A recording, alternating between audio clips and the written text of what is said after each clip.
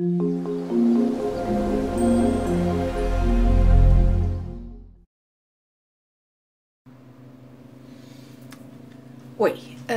vamos deixar lá o Tarzan na masmorra lá com Alá, né? Lá na cidade de Opar. E vamos voltar para os náufragos. O que terá acontecido com eles? Bom, quando a gente tinha visto a última vez, o Turan estava tentando chegar em cima do Clayton para matá-lo e tal. Só que acaba que ele não tem forças, ele desmaia. E o Clayton de repente começa a sonhar que tá bebendo água, que tá num lugar bom, não sei o que. Aí quando ele acorda tá chovendo. Uma chuva tropical, mas não temporal, entendeu? Aquela chuva forte. Aí ele abre a boca, bebe a água tal e consegue se recuperar um pouco. Vai até onde tá a Jane tá quase morrendo. Ele levanta a boca dela assim para ela poder receber aquela água no rosto, né, refrescar também as queimaduras do sol, tudo.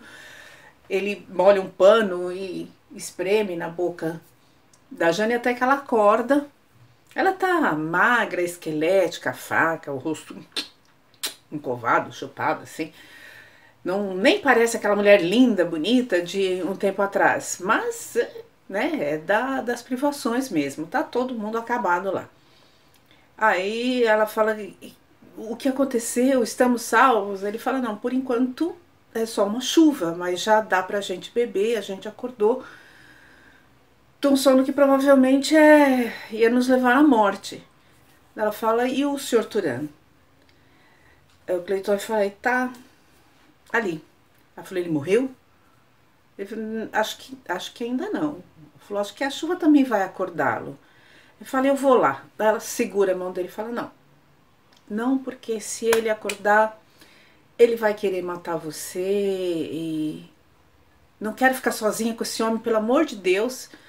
E não me deixa aqui sozinha e não é justo que você morra, não quero. Deixa.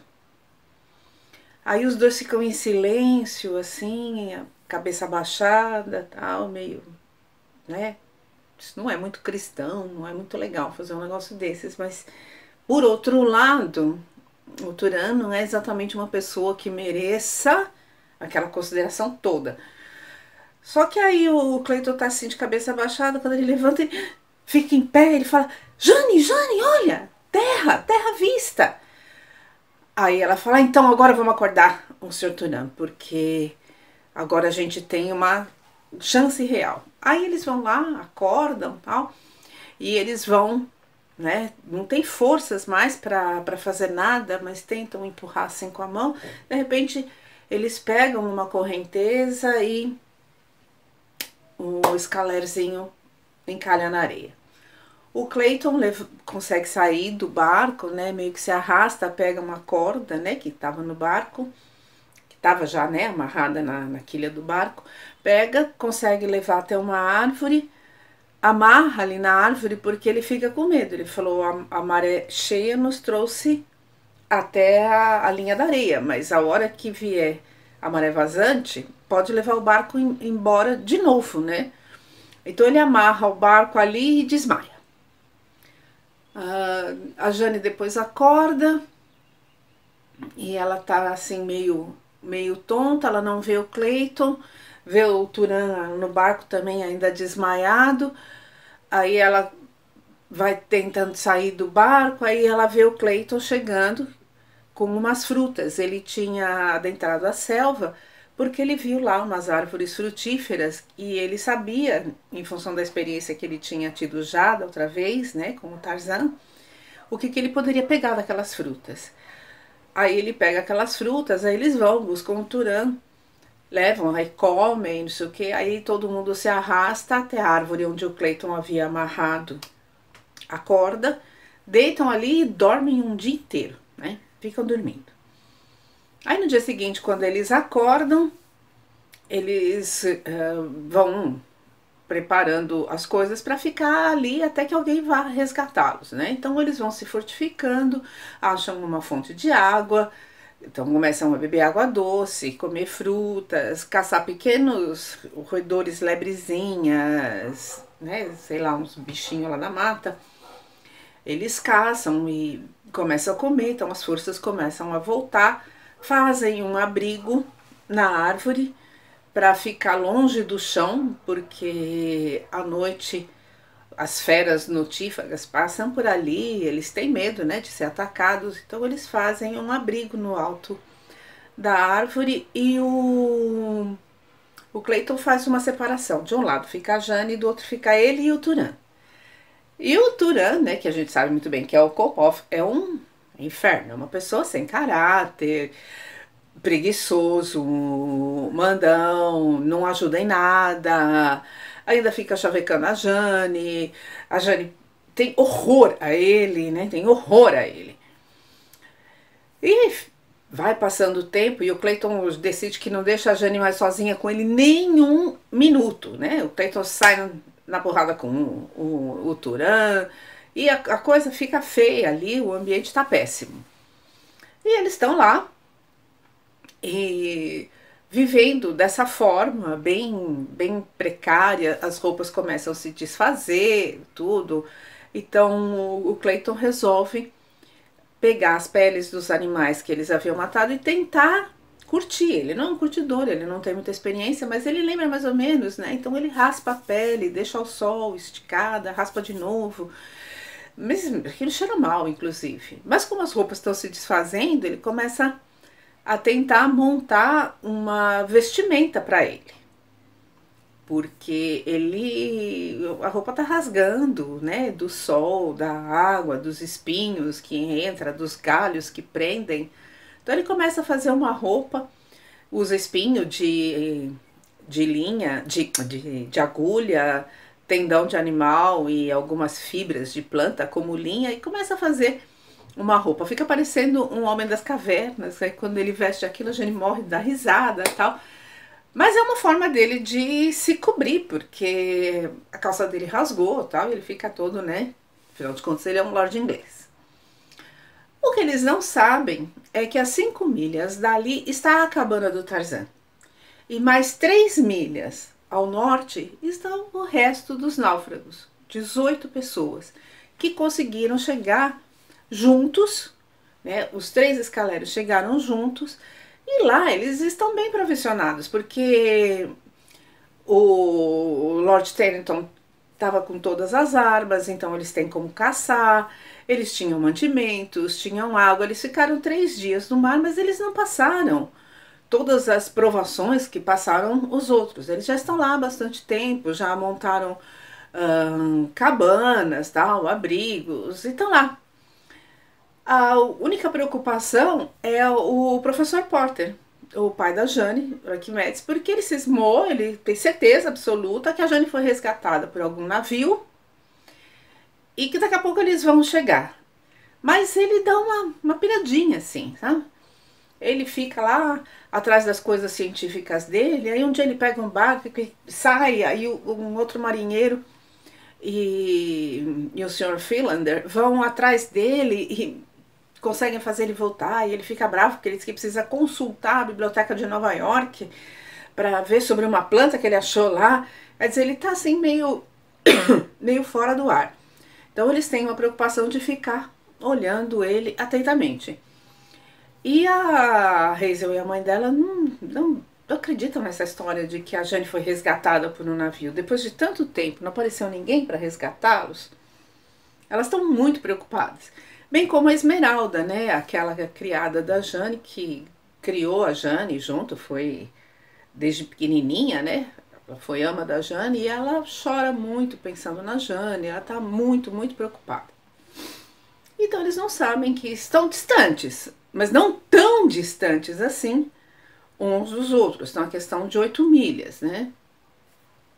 E a Jane e o Clayton lá passando aquele problema todo. Aí um dia a Jane e o Turan estão conversando, né? E ele é todo agressivo, todo, né? Pra cima dela. E ela fala, olha, você é muito folgado. Ela fala, se o Sr. Tarzan estivesse aqui, se ele não tivesse morrido naquele barco, se ele estivesse aqui com a gente, você ia engolir todas essas suas, esses seus desaforos, essas suas saliências. Ele fala, Tarzan? Ah, você conhecia ele? Daí fala, sim, conhecia. E o Turan percebe que, pela maneira dela, não era um simples conhecido, que havia sentimento ali. Aí ele pega e começa a ser malvado, fala, o Tarzan? Tarzan é um covarde, aquele homem não vale nada. Ele seduziu uma senhora e depois fugiu para não ser morto pelo marido dela. E quando ele me viu, ele falou, eu sei porque eu sou o irmão dessa senhora. E quando ele me viu, ele se apavorou, ficou com medo, porque eu chamei ele às vias de fato, eu queria um duelo com ele, e ele ficou com medo e se atirou ao mar. Aí a gente faz, tá bom, você quer que eu acredite nisso? Eu conheço você, conheço Tarzan, e você acha mesmo que eu vou acreditar que o Tarzan ia fugir de uma criatura como você? Ou que ele seria capaz de fazer uma coisa desonrosa? Ela falou, olha, esquece, você não vai de jeito nenhum me convencer desse tipo de coisa. Aí ela pega e resolve sair e ir atrás do Cleiton. Ela vai ficar aqui com esse cara, pelo amor, ninguém merece, né? Então aí ela vai atrás do Cleiton, que tinha entrado na floresta para pegar alimento, né, para pegar alguma coisa. Daí ela vai assim toda lépida e faceira. E o Cleiton a vê chegar, então ele vira, né, vai indo assim na direção dela, todo mundo feliz, né, aquela coisa assim. Quando ela para, regala os olhos e fica petrificada, não sai um som da voz dela. Ela quer avisar o Cleiton, mas ela não tem voz. Acontece que um leão velho, que já não conseguia as suas caças normais, porque já estava velho, não estava tão ágil mais, viu os dois e achou que, bom, agora eu vou comer, porque é a criatura mais fraca da floresta. Ele sabia que com aqueles ele podia. Eles não eram nem velozes, nem fortes o suficiente para derrotar um leão, mesmo que velho. E aí, quando o Cleiton vê assim a expressão da Jane, que ele olha para trás, ele vê, né, aquela cabeça avermelhada assim, né, da juba do leão, os olhos amarelos e o leão curvado. E ele só tem um pedaço de pau na mão. Ele falou, um pedaço de pau ou nada, é a mesma coisa. Aí ele consegue falar para Jane, corre. Aí o Turan, que estava no alto da árvore, vê ele gritar e começa a falar em russo, corre, eu não posso ficar aqui sozinho, seus incompetentes, corre! Né? Eles não entendem nada que ele está falando, porque ele, no desespero, começa a falar em russo. Aí ele acaba chorando, o Turan, e acaba desmaiando, de medo do leão. E o Cleiton, então, ele se entrega, porque ele fala, não há nada que eu possa fazer. Então ele se encolhe assim, enfia a cabeça no meio dos ombros e fica esperando o salto. E a Jane não consegue deixar de pensar assim, né? Aquela coisa do pensamento que é muito rápido.